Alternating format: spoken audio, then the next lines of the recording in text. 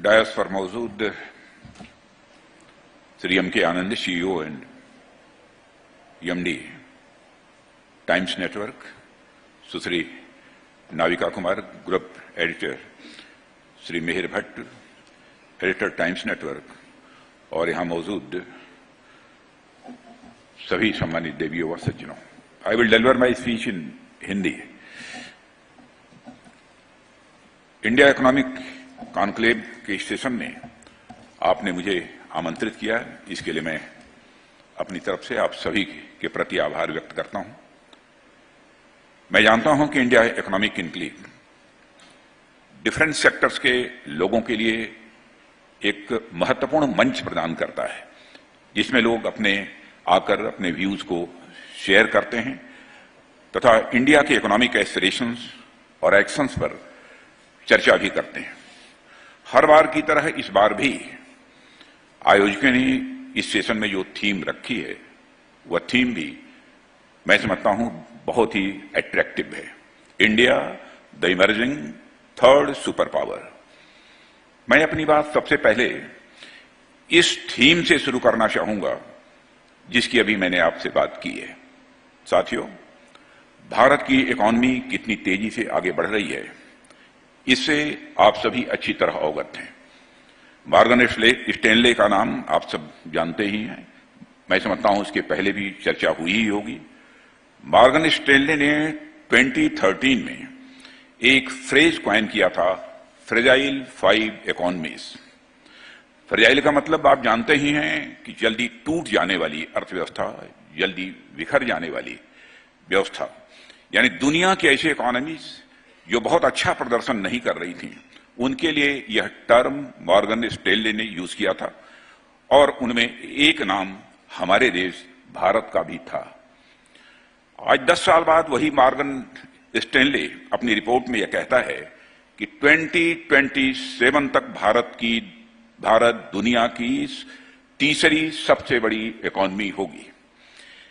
इसलिए यह थीम तो अपने स्थान पर बिल्कुल सही है कि भारत एक इमर्जिंग इकोनॉमी के रूप में जल्दी ही जीडीपी के मामले में दुनिया में तीसरे स्थान पर पहुंचने वाला है। लेकिन मैं आप लोगों से अपने मन की बात कहूं कि मैं इस थीम के लिए गए वर्ड्स, न तो थर्ड पोजीशन को लेकर मैं बहुत उत्साहित हूं और न ही इमर्जिंग सुपर पावर को लेकर बहुत उत्साहित हूं। आज के इमीडिएट पर्सपेक्टिव में तो ये दोनों ही वर्ड्स भारत के लिए सही हो सकते हैं, लेकिन जब हम लॉन्ग टर्म पर्सपेक्टिव में देखें तो मैं समझता हूं कि भारत एक इमर्जिंग नहीं बल्कि एक रिसर्जेंट सुपर पावर है। हम वापस अपने राइटफुल प्लेस को रिगेन कर रहे हैं। हम दुनिया के इकोनॉमिक नक्शे पर वापस अपना स्थान पाने की ओर तेजी से आगे बढ़ रहे हैं। साथियों, यह कोई बहुत ज्यादा पुरानी बात नहीं है। जब भारत दुनिया के नक्शे पर एक इकोनॉमिक सुपर पावर के रूप में जाना जाता था, रिकॉर्ड्स बताते हैं कि 17वीं सेंचुरी तक आते आते दुनिया की जीडीपी में 1/4 से अधिक हिस्सा भारत का हुआ करता था। यह देश इतना आत्मनिर्भर था, जहां प्रोडक्शन इतने बड़े पैमाने पर हुआ करता था कि हम अपनी बाहरी देशों की भी जरूरतों को पूरा किया करते थे। क्योंकि उस समय अधिकांश ट्रेड गोल्ड के माध्यम से हुआ करता था, इसलिए हम कह सकते हैं कि गोल्ड माइनिंग चाहे जहां भी हो, गोल्ड कॉइन जारी जहां से हो, पर वह अंततः पहुंचता था तो भारत में ही पहुंचता था। दुनिया भर से लोग हमारे वैभव और संपदा से आकर्षित होकर भारत आते थे, परंतु कालांतर में जैसे जैसे समय गुजरता चला गया, देश के इस वैभव पर ग्रहण लग गया और कुछ ऐसी चीजें हुई जिसने हमारे इतिहास को बहुत बुरी तरह से प्रभावित किया है। इनमें से कुछ का जिक्र मैं करना चाहता हूं। जैसे कि पहली चीज यह थी मिलिट्री वीकनेस और दूसरी थी पॉलिटिकल स्लेवरी। साथियों, भारत का इतिहास इस बात का उदाहरण है कि जब जब भारत में सेनाएं कमजोर हुई हैं, तब आक्रांताओं ने भारत को नुकसान पहुंचाया है। सेना किसी भी राष्ट्र के सिर्फ बॉर्डर्स की ही सुरक्षा नहीं करती, बल्कि वह उस देश की कल्चर, इकोनॉमी और एक प्रकार से देश की इंटायर सिविलाइजेशन की भी सुरक्षा करती है। इसलिए एक सरकार के रूप में हमने यह सुनिश्चित किया कि हमारी सेनाएं सशक्त हों, मजबूत हों, उनके पास अत्याधुनिक यानी मॉडर्न वेपन्स हों और उनमें यूथफुलनेस भी बनी रहे। हमने हर वो कदम उठाया है जिससे भारत की मिलिट्री स्ट्रेंथ बढ़े और हम वापस भारत को एक सुपर पावर बना पाए। साथियों, पॉलिटिकल स्लेवरी ने ड्रेन ऑफ वेल्थ के माध्यम से हमारी इकोनॉमी को कमजोर किया। मैं समझता हूं इस बात से आप अच्छी तरह सहमत होंगे। इसके साथ ही उसने हमारी आत्मनिर्भरता और कल्चरल प्राइड को भी बेहद नकारात्मक रूप से प्रभावित किया, जिसके बारे में भी आप अच्छी तरह जानते हैं और बहुत ज्यादा इस पर बात करने की मैं समझता हूं आवश्यकता नहीं है। लेकिन समय अब करवट ले रहा है। हम उस पॉलिटिकल स्लेवरी से अब बाहर आ चुके हैं। माननीय प्रधानमंत्री श्री नरेंद्र मोदी ने इस बार लाल किले के प्राचीर से देश को जो 5 प्रण दिए थे, उनमें से एक प्रण यह भी था कि हमें गुलामी की मानसिकता को निकाल फेंकना है। और आज देश पूरी तरह गुलामी की मानसिकता को हटाकर एक मजबूत नेतृत्व के साथ वापस अपना स्थान पाने के लिए दृढ़ संकल्पित है। साथियों, भारत के लिए मैं समझता हूं कि यह पुनर्जागरण, रिनोवेशन का यह दौर है। यह ग्लोबल सुपर पावर के रूप में भारत की पुनर्स्थापना का समय है। अंधेरा छट चुका है और नए भारत का नया सूर्योदय हो रहा है। इसलिए मैं इमर्जिंग सुपर पावर से ही इत्तेफाक नहीं रखता हूं, बल्कि मैं भारत को एक रिसर्जेंट सुपर पावर के रूप में देखता हूं। साथियों, आपने दुनिया के डिफरेंट प्लेटफॉर्म से यह बात सुनी होगी कि 21वीं सदी 21st सेंचुरी यह भारत की है। 21वीं सदी को भारत की सदी बताने का एक सबसे बड़ा कारण यह भी है कि तमाम हर्डल्स के बावजूद आज भारत इकोनॉमिक दृष्टि से दुनिया के बाकी देशों के मुकाबले बहुत तेजी के साथ आगे बढ़ रहा है। जब से 2014 में नरेंद्र मोदी जी के नेतृत्व में सरकार बनी, तब से हमारा यह प्रयास रहा है कि हमारी गवर्नमेंट पॉलिसी देश में इकोनॉमिक ग्रोथ को ज्यादा से ज्यादा फैसिलिटेट करें। मैं उन आंकड़ों में नहीं जाना चाहता हूं हमने क्या अचीव किया है अपनी पॉलिसीज के माध्यम से। बात चाहे डायरेक्ट टैक्स रिफॉर्म की हो या फिर जीएसटी की, हमने देश की इकोनॉमिक ग्रोथ के लिए एक optimum and tax payer friendly regime लाने का पूरा प्रयास किया है। हमारे प्रयास, मैं विश्वास के साथ कह रहा हूं कि रंग भी ला रहे हैं। बीते फाइनेंशियल ईयर में आपने देखा होगा कि इनकम टैक्स हो या फिर जीएसटी, इनका जितना कलेक्शन हुआ है उसके बारे में कभी कल्पना भी नहीं की गई थी कि इतना कलेक्शन हुआ होगा। और इस बार जो जीएसटी का कलेक्शन हुआ है उससे आप अच्छी तरह वाकिफ हैं। यहां तक मेरी जानकारी है 1.87 लाख करोड़। आप सभी एक अच्छी खासी इकोनॉमिक समझ रखने वाले यहां पर लोग बैठे हुए, और आप तो जानते ही हैं कि यदि कोई बिजनेस हाउस किसी भी देश में इन्वेस्ट करता है तो देश की पूरी इकोनॉमिक, सोशल और पॉलिटिकल अपॉर्चुनिटीज एवं चैलेंजेज का अच्छे से एनालिसिस करता है, उसके बाद ही उस देश में वह इन्वेस्ट करता है। आज भारत में ईज ऑफ डूइंग बिजनेस बढ़ाने पर सरकार ने बल दिया है और इसलिए फॉरेन इन्वेस्टर्स भारत को एक अट्रैक्टिव डेस्टिनेशन के रूप में देख रहे हैं। सिर्फ इकोनॉमी ही नहीं, बल्कि जब आप इकोनॉमी के अलावा बाकी के सेक्टर्स को देखेंगे तो आप पाएंगे कि हमने उनमें एक रिवॉल्यूशनरी ट्रांसफॉर्मेशन किया है। साथियों, एजुकेशन में आप देखिए कि हमने नई शिक्षा नीति के माध्यम से किस प्रकार लर्निंग एंड स्किलिंग को मल्टी डायमेंशनल वे में एड्रेस किया है। हमने शुरुआत से ही बच्चों को उनकी स्किल डेवलपमेंट के साथ साथ उनमें नैतिक रूप से भी सशक्त बनाने के लिए, मॉरली स्ट्रांग बनाने की दृष्टि से भी हमने काम करना प्रारंभ किया है।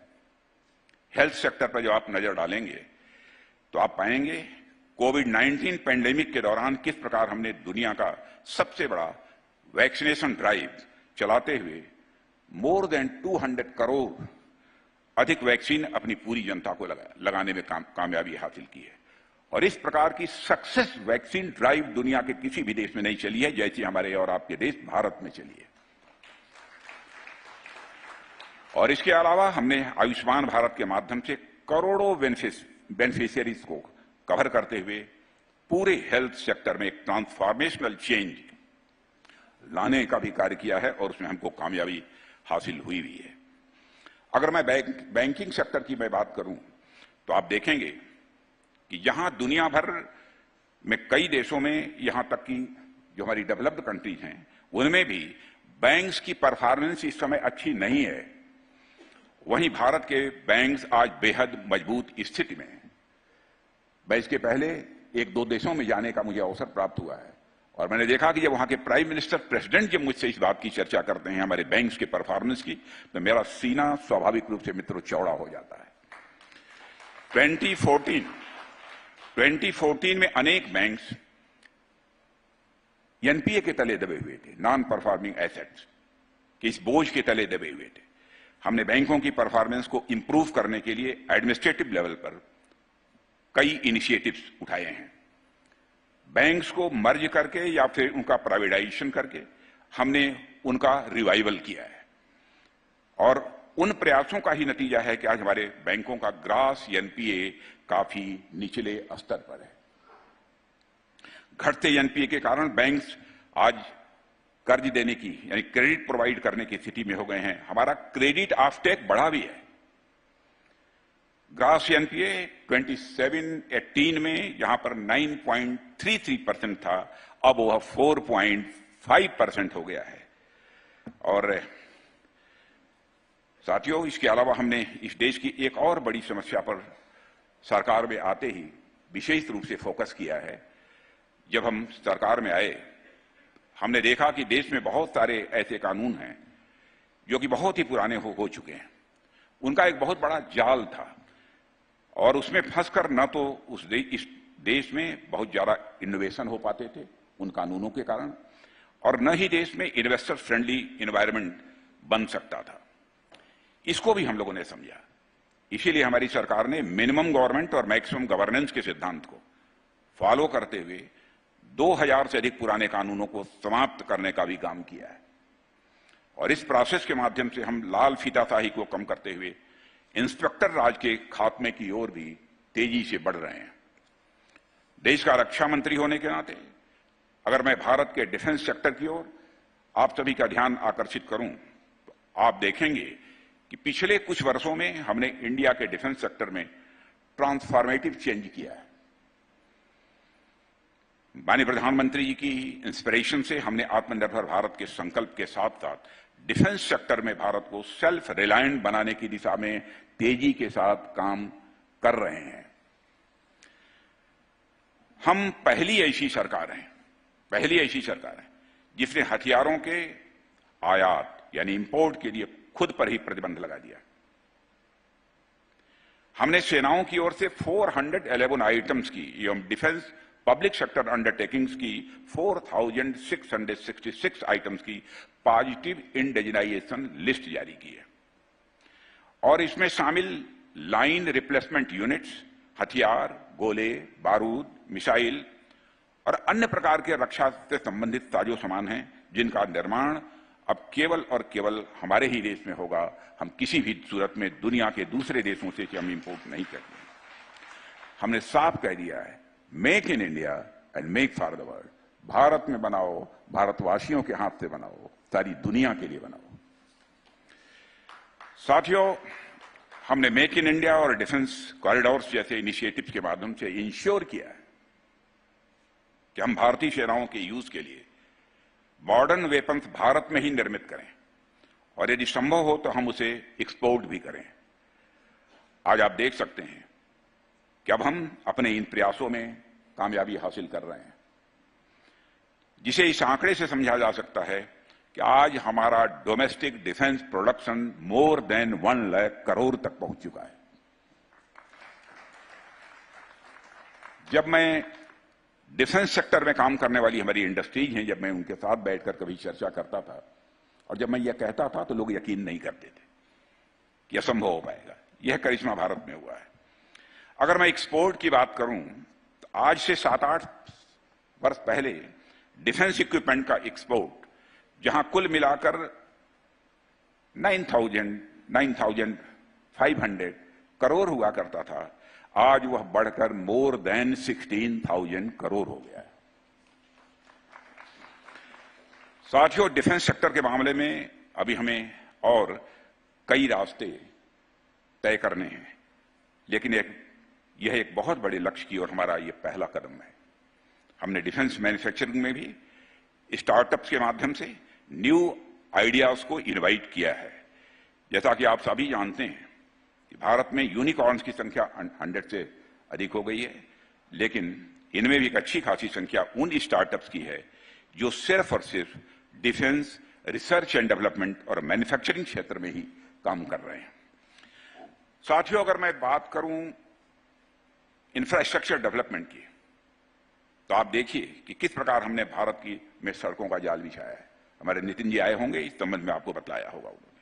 लेकिन मैं बॉर्डर एरियाज की यहां पर मैं चर्चा करना चाहता हूं। लेकिन इसके पहले मैं बता दूं इंफ्रास्ट्रक्चर डेवलपमेंट की, जहां पहले बामुश्किल 10 किलोमीटर 12 किलोमीटर पर डे ये हाईवेज बना करती थी, आज 37 किलोमीटर पर डे हमारी हाईवेज बन रही है। ये अपने में करिश्मा नहीं है तो क्या है। बॉर्डर एरियाज में भी स्थित हमारे जिन गांवों को आज तक इग्नोर किया गया था, हमने उन्हें भी सड़कों के माध्यम से देश के बाकी क्षेत्रों से जोड़ा है। और अगर आप एयरपोर्ट्स की संख्या पर गौर करें तो 2014 के कंपैरिजन में आज हमारे पास 2 गुणों से अधिक एयरपोर्ट हैं। पहले यहां केवल 74 हुआ करते थे, आज उनका नंबर बढ़कर 148 हो गया है। हवाई चप्पल पहनने वाला व्यक्ति भी हवाई जहाज से यात्रा कर सके, इस संकल्प के साथ हमारी सरकार आगे बढ़ रही है। रेलवे में आप देख सकते हैं किस तरीके से हमने वर्ल्ड क्लास इंफ्रास्ट्रक्चर का निर्माण किया है। विश्व स्तरीय ट्रेन सुविधा हमारे देशवासियों को उपलब्ध हो सके, यह हमारा प्रयत्न है।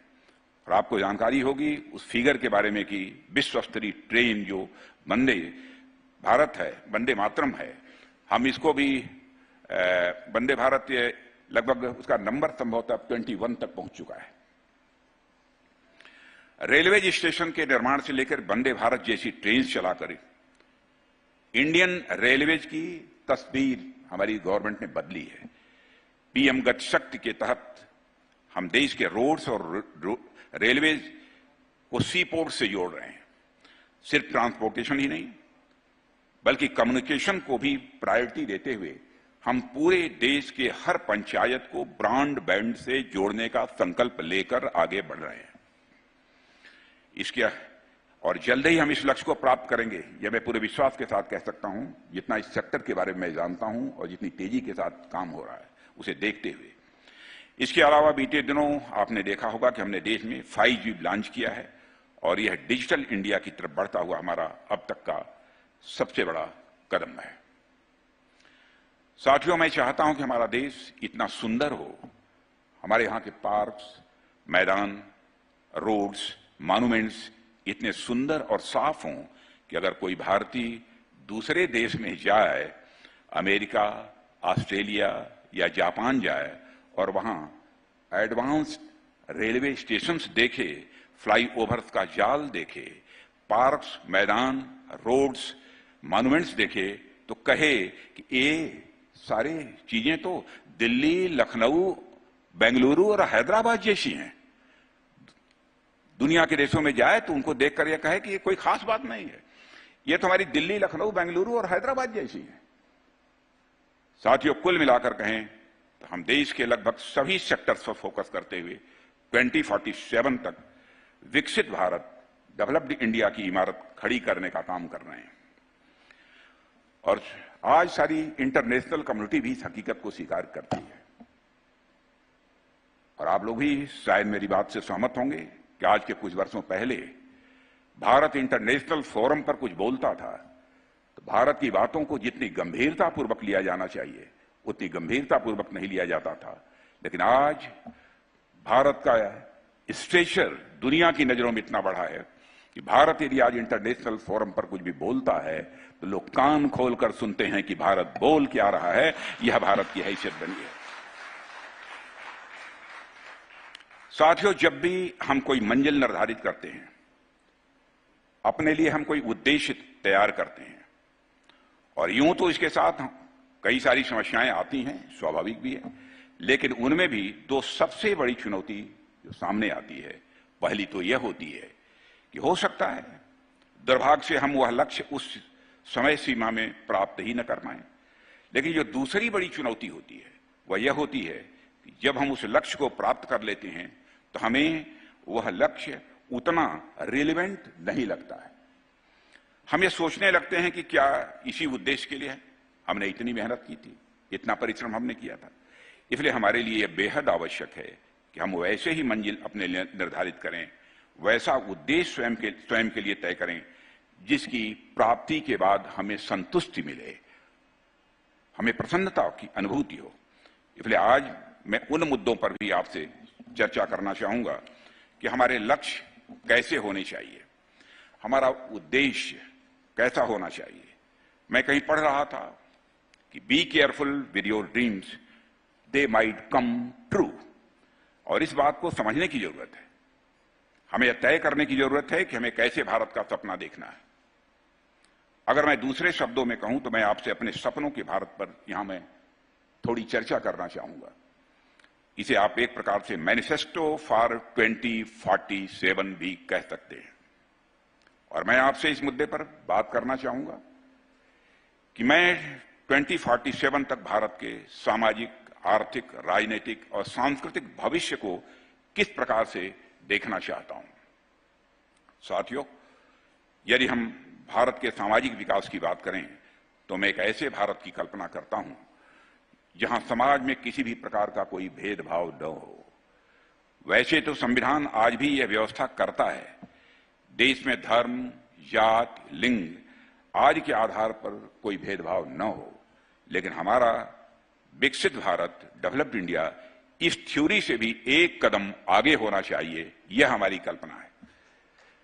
जहां कोई किसी भी जाति में जन्म ले, जहां कोई किसी भी जाति में जन्म ले, उसे स्वयं के विकास के लिए बराबर का अवसर मिले।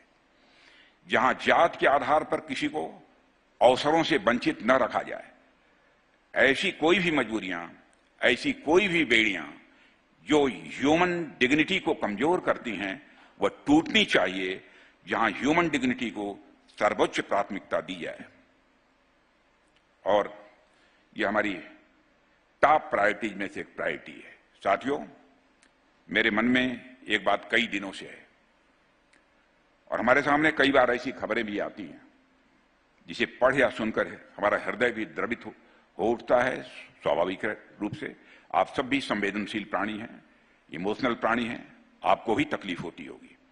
उदाहरण के लिए आपने भी देखा होगा कि कभी आज के कुछ ही दिन पहले मैंने देखा था किसी चैनल पर कोई व्यक्ति अपने परिवार किसी सदस्य के निधन होने के बाद, और एक व्यक्ति को मैंने देखा कि अपने नौजवान बच्चे के निधन होने के बाद वो अपनी बच्चे की लाश को साइकिल पर ढोते हुए जा रहा है। और कई बार तो मैंने देखा है वह दृश्य भी, उन्हें साइकिल भी नसीब नहीं होती और शरीर कंधे पर ले जाते हुए मैंने यह भी खबरें पढ़ी हैं। बड़ी ही हृदय विदारक यह घटना होती है, पर हमारे समाज की दुर्भाग्यपूर्ण सच्चाई है यह जिसे हमें स्वीकार करना होगा, और यह स्वीकरण ही इससे निजात के रास्ते खोलेगा, ऐसा मेरा विश्वास है। इसलिए जब मैं 2047 के भारत की कल्पना करता हूं तो उसमें मैं किसी भी स्थिति के 3 स्वरूप देखता हूं। पहला, कि मेरे भारत में कोई भी इतना अक्षम न हो कि अपने किसी परिजन के मरने पर उसे लाश को साइकिल पर या कंधे पर ढोकर ले जाना पड़े। दूसरा यह कि दुर्भाग्य से कोई इतना सक्षम न हो तो सरकारी व्यवस्था इतनी मजबूत और संवेदनशील हो कि उस व्यक्ति के स्थान पर व्यवस्था ही काम करे। तीसरा यह कि कई बार दूर दराज के क्षेत्रों में जहां सरकारी तंत्र नहीं पहुंच पाता तो वहां समाज में इतना भाईचारा हो कि अगर किसी व्यक्ति पर ऐसी आपदा आ जाए तो समाज का जो भी पहला व्यक्ति उसे देखे वह अपने बाकी काम छोड़कर उस व्यक्ति की सहायता करे। भाइयों बहनों, मैं इस प्रकार का संवेदन से परिपूर्ण एक ऐसा समाज भारत में देखना चाहता हूं। और इसके अलावा, और ये बात मैं अपने प्रधानमंत्री के बारे में कह सकता हूं, क्योंकि प्रधानमंत्री बनने के पहले भी हमारी चर्चा होती रही है, पार्टी का जब मैं अध्यक्ष था उसमें भी चर्चा होती रही है, आज भी समय समय पर उनके साथ जो बैठकर चर्चाएं होती हैं, ऐसी बातें निकल कर आती हैं, इसीलिए हमने उसको अपने स्पीच में कवर किया है। इसके अलावा जो चीज मैं अपने इस डेवलप्ड इंडिया, विकसित भारत में देखना चाहता हूं, वह है महिलाओं की बराबर की भागीदारी। साथियों, कोई राष्ट्र बिना अपनी आधी आबादी के साथ लिए प्रोग्रेस नहीं कर सकता है। हमें नारी शक्ति को उतना अधिकार देना होगा, हमें उन्हें वह अवसर देने होंगे जिस अवसर से उन्हें लंबे समय से वंचित रखा गया था।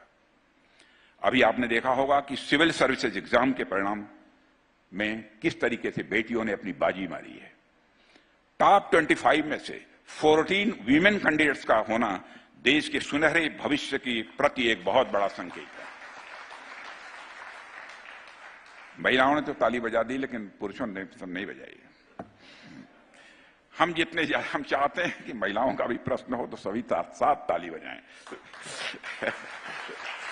हम जितने ज्यादा अवसर अपनी बेटियों को देंगे, जितनी सुविधाएं बेटियों पर केंद्रित करेंगे, वे हमें उससे कई गुना लौटा कर देंगी, मुझे पक्का विश्वास है। और वो देश को और एक नई ऊंचाई पर ले जाने में के लिए अपना पूरा योगदान देंगे। इस बार लाल किले के प्राचीर से हमारे प्रधानमंत्री जी ने भी देश को यह संदेश दिया है कि अगर हमें विकास के नए आयाम गढ़ने हैं तो हमें अपने देश की महिलाओं को साथ लेकर चलना होगा। हमें अपनी बेटियों को पर्दा से निकालकर प्रतिस्पर्धा में लाना होगा। मैं फिर से दोहराना चाहता हूं, हमें अपनी बेटियों को पर्दे से निकालकर प्रतिस्पर्धा में लाना होगा। और इस आयोजन में मैं महिलाओं की प्रेजेंस भी देख रहा हूं, और मैं आपसे सीधा संवाद करते हुए फिर से कहता हूं कि आप लोगों को गुलामी के प्रतीक पर्दा की नहीं, बल्कि बराबरी के प्रतीक प्रतिस्पर्धा की मैं कामना करता हूं। तभी महिलाएं स्वयं का विकास कर पाएंगी और राष्ट्र निर्माण में भी अपनी वह भूमिका निभा पाएंगे। साथियों, तीसरी बात जो मैं करना चाहता हूं वह रोजगार से संबंधित है। हमें एक ऐसा वातावरण तैयार करना होगा जो रोजगार के उचित अवसर उत्पन्न करे। अभी हाल ही में आपने सुना होगा कि भारत दुनिया में सबसे ज्यादा जनसंख्या वाला देश बन गया है, और इस जनसंख्या से हमें लाभ तो होगा, लेकिन इसका एक दूसरा पहलू भी है कि हमें इस विशाल जनसंख्या को एक हाई क्वालिटी लाइफ देने के लिए अपने इकोनॉमिक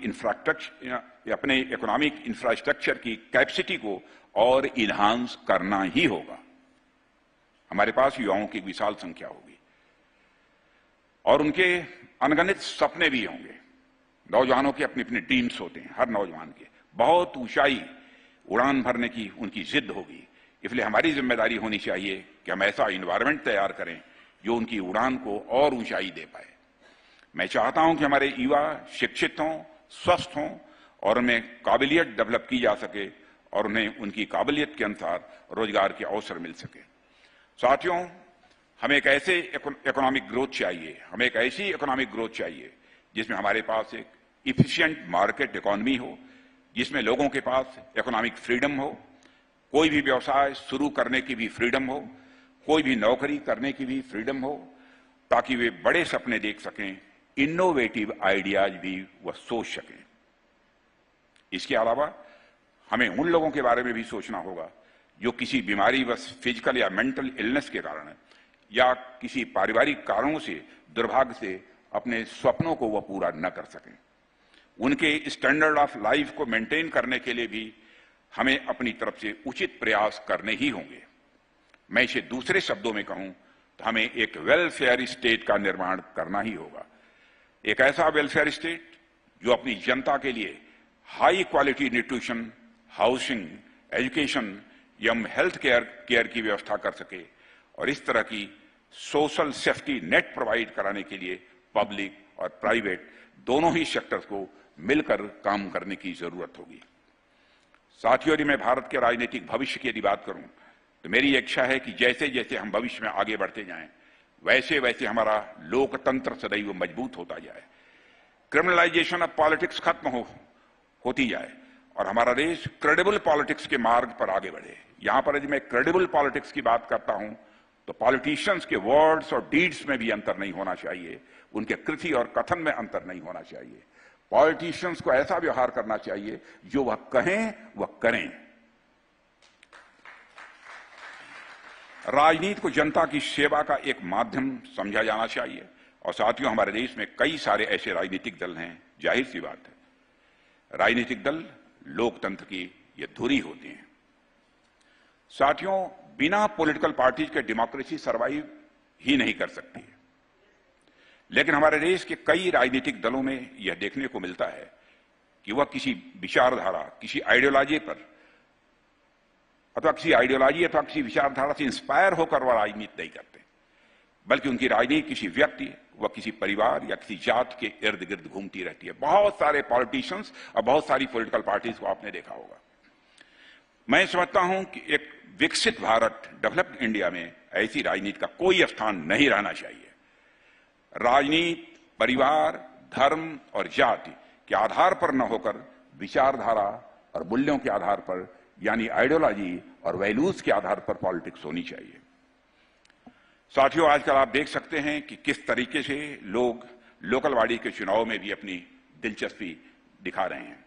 मैं ऐसे ही भारत का निर्माण चाहता हूं जहां हमारी लोकल बॉडीज भी पर्याप्त रूप से सशक्त हो, जहां राज्य सरकारें लोकल बॉडीज तक पावर का एप्रोप्रिएट ट्रांसफर करें। ठीक उसी प्रकार केंद्र सरकार राज्य सरकारों के बीच भी ऐसे रिश्ते हों, ऐसे संबंध हों जो कोऑपरेटिव फेडरलिज्म को वह बढ़ावा दें। सरकार और नागरिक के संबंध भी इतने अच्छे हों कि जहां सत्ता की तरफ से नागरिकों के अधिकारों का सम्मान हो, तो वहीं नागरिक भी समाज के प्रति अपने कर्तव्यों का अच्छी तरह निर्वहन करें।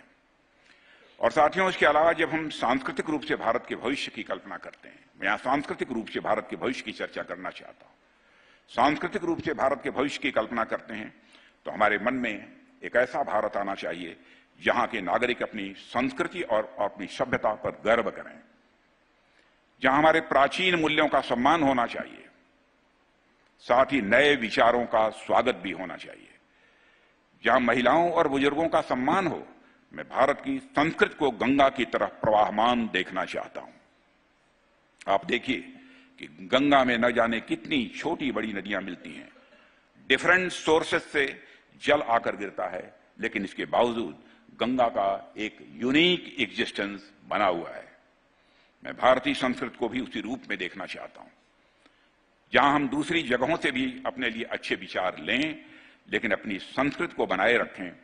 हमारे यहां कहा भी गया है, अनोभद्रा क्रतो यंतु विश्वतः, अर्थात सभी ओर से हमारे लिए जो समाज के लिए कल्याणकारी हों वह विचार आए। साथियों, सांस्कृतिक रूप से मैं एक ऐसे भारत का निर्माण चाहता हूं जहां हमारी शास्त्रीय और लोक कलाओं का वही सम्मान मिले, उनका वही स्थान हो जो स्थान विश्व की श्रेष्ठतम कलाओं को मिलता है। साथियों, यदि कोई माइकल जैक्सन के डांस स्टेप्स के बारे में जाने, यदि कोई भारत का रहने वाला नागरिक माइकल जैक्सन के डांस स्टेप्स के बारे में जाने, तो वह हमारे भारतनाट्यम और कथकली जैसे भारत शास्त्रीय नृत्यों को भी जानकारी रखे। सिम्फनी, ओपेरा और बीथोवन के म्यूजिक को जो स्थान मिलता है, वही स्थान हमारे शास्त्रीय संगीतों को भी मिले। हमारे कर्नाटक और हिंदुस्तानी संगीत की धुन पर पूरी दुनिया गुनगुनाए। हां, हमें यह भी ध्यान रखना होगा कि यह सब प्रयास सिर्फ सरकार के जिम्मे न हो। सरकार तो अपने स्तर पर प्रयास कर ही रही है, लेकिन मैं इसमें एक व्यापक जन सहभागिता, जन समर्थन भी मैं देखता हूं। साथियों, मैं चाहता हूं कि बीटीएस, एक साउथ कोरियन ये पॉप बैंड, इससे आप अच्छी तरह परिचित होंगे। मैं चाहता हूं कि बीटीएस के बारे में जानने वाला हमारा नौजवान तानसेन को भी उतना ही जाने। नेपोलियन के बारे में पढ़ने वाला हमारा नौजवान समुद्रगुप्त की विजय यात्रा के बारे में भी वह जाने। शेक्सपियर के हैमलेट के पढ़ने वाला हमारा नौजवान भरत मुनि के नाट्य शास्त्र के बारे में भी जाने, और कालिदास के अभिज्ञान शाकुंतलम को भी उतना ही जाने। यह हमारी सोच है, यह हमारी कल्पना है। साथियों, हम संस्कृति के स्तर पर दुनिया से विचारों का आदान प्रदान करते रहे। आप देख सकते हैं किस प्रकार से योग और आयुर्वेद को हमने एक वैश्विक पहचान दिलाने का प्रयास किया है और मैं कह सकता हूं कि इस दृष्टि से भारत को कामयाबी हासिल हुई है। और उसमें इनिशिएटिव लिया है तो हमारे प्रधानमंत्री ने लिया है। हम लगातार भारत की सांस्कृतिक पहचान को एक नई ऊंचाई पर ले जाने का प्रयास कर रहे हैं और मैं भविष्य में भी वैसे ही भारत को देखना चाहता हूं, जहां उसकी एक सांस्कृतिक संप्रभुता, कल्चरल सॉवरेंटी, यह स्थापित हो। अंत में मैं इस बात का यहां पर जिक्र करना चाहूंगा मेरे साथियों कि हमारा विकसित भारत यानी हमारी डेवलप्ड इंडिया शेष दुनिया के लिए कैसी होनी चाहिए। साथियों, हम जब से स्वतंत्र हुए तब से ही हम दुनिया भर में रेसिज्म, कॉलोनियलिज्म, साम्राज्यवाद और युद्ध की विभीषिका जैसी ग्लोबल इविल्स के खिलाफ बराबर आवाज उठाते रहे। लेकिन कुछ ऐसी यूनिवर्सल वैल्यूज हैं जो किसी एक देश के लिए नहीं बल्कि पूरी मानवता के लिए हुआ करती है। इसलिए एक विकसित भारत के रूप में हमारी जिम्मेदारी इससे कहीं अधिक बढ़कर होगी। स्पाइडरमैन मूवी का एक डायलॉग आपने सुना होगा, with great power comes great responsibility.